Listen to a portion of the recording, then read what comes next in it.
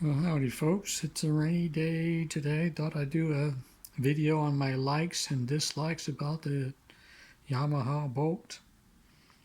I got a 2014 Yamaha Bolt, and well, the main thing is what I like about it is the looks. It looks pretty cool.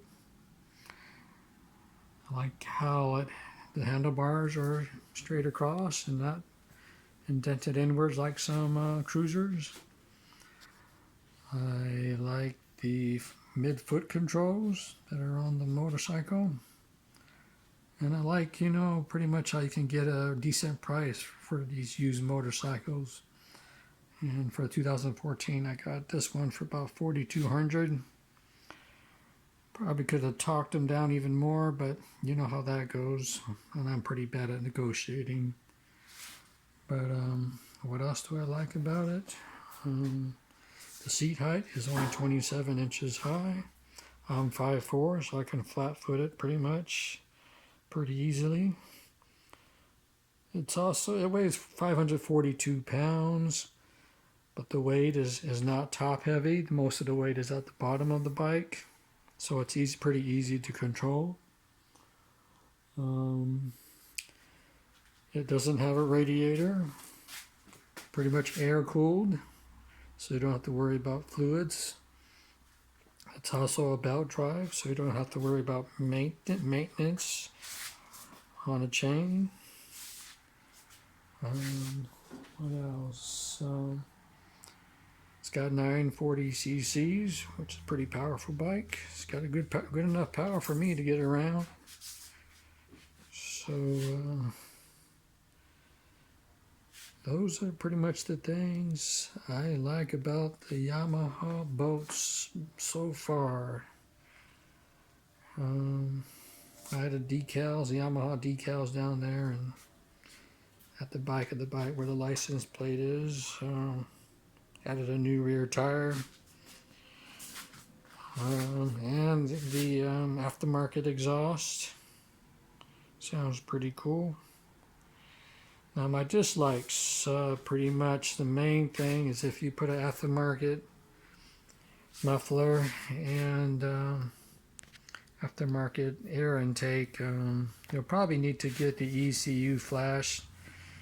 And what everyone recommends on the forums is the Ivan's flash. Not sure if an outside shop will flash the ECU for you, but they need to flash the ECU in order to get the backfires and D-cell pops to go away and improve, I guess, the performance of the motorcycle. I tried using a field controller, but that just didn't work. I still had backfires or had acceleration. Got rid of D-cell pops, but it was mainly the backfires at acceleration. So I took the field controller off. I had an EJK field controller on there and took that off, and I instead installed a booster plug from Denmark, which you install behind the headlight there under the triple G clamp, I think that is what it's called. You just connect it to the AIT sensor, and pretty much that's supposed to improve the acceleration, which it definitely has, but it really hasn't gotten rid of the backfires at acceleration and the D-cell. Actually, the D-cell pops came back, but actually both of those aren't too bad. They're not that loud, so that makes it maybe worth it. It's not that bad actually.